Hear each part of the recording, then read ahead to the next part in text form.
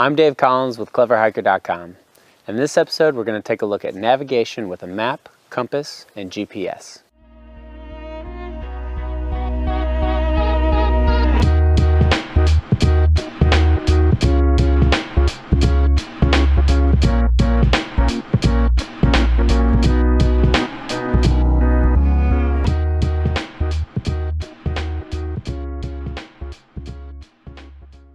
Your compass is the tool that you'll use with your topographical map to help you locate yourself or plan a route without needing trails in the wilderness.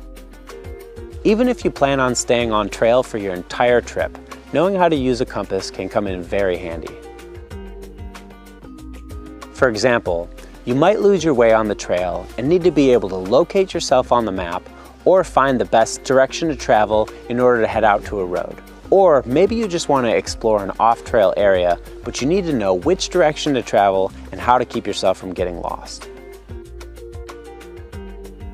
To learn how to use a compass, let's start out by taking a look at the parts of a compass.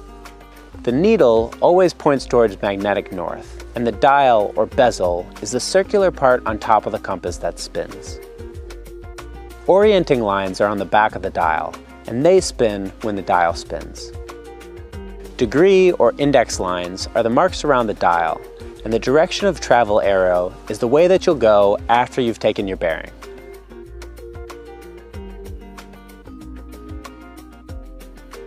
Taking a compass bearing is pretty straightforward.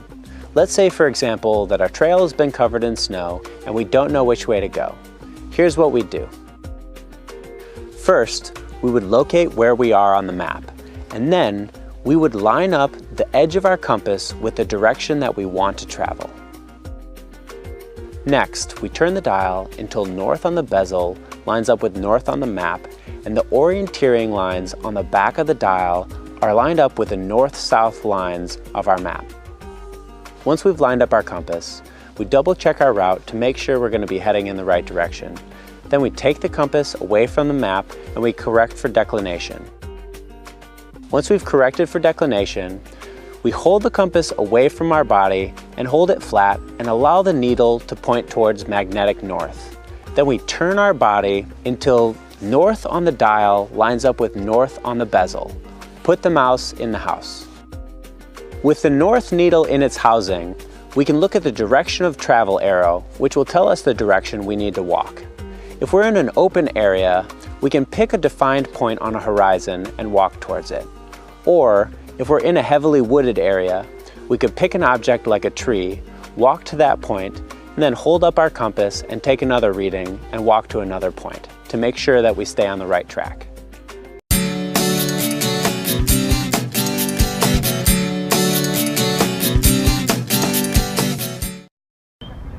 Hello, and welcome to Compass 101. I'm Carolyn, a naturalist with the Mountains Recreation and Conservation Authority.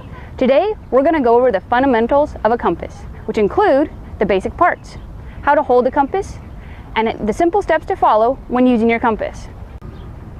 Now you might be wondering why you need to know how to use a compass in this world of computers and GPSs. The simple answer is batteries can die, and clouds and canyons can ruin your GPS's ability to track satellites. So with all the navigational tools out there, you can have a lot of fun on the trail, but knowing how to use a compass can be a real lifesaver. There are various types of compasses, but today we're going to use a compass most people are familiar with, the base plate compass. The basic parts are the direction of travel arrow, out here. I like to call it the direction of go arrow, so that I can call it the dog, since I always follow my dog on a walk, and you will follow this arrow on your walks and hikes. The next part is the dial, here. It rotates freely, so you don't have to be afraid you're going to break it. It was meant to spin. You will notice the little N on the outer rim, which stands for north, and many will have a W, S, and E for the other cardinal points. The numbers are the various degrees. As you spin the dial, notice the arrow that points to the N, as that will be called the shed, as it looks a little bit like a small shed. Last, but most important, is the needle. This is what points to magnetic north, and most, if not all, will be colored red. We can call this arrow that bobs about freely in the compass casing, Fred. Those are the parts. Now, how to hold your compass.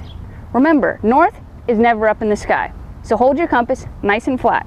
That will allow our needle, Fred, to point towards north. Also, Since compasses work off the Earth's magnetic field, never hold it near a metal object that will throw things off. Now, the simple steps on how to use a compass. First, point your dog, the direction of go arrow, away from yourself and hold it level. Second, turn the dial so that the direction you want to go lines up with that cleverly named direction of go arrow. For example, I want to go west, so I'll align the W up with the dog. Now remember, the important part is to turn yourself, not just the compass, until our red needle, Fred, lines up with the north-facing arrow, the shed. Or put red Fred in the shed. Once red Fred is in the shed and you've turned yourself, not just the compass, you are now facing west. Congratulations! You've just begun the exciting journey of how to use a compass. You're well on your way to adventures in your local neighborhood, park, and maybe even further. I'll look forward to seeing you out on the trail with your trusty friend, the compass.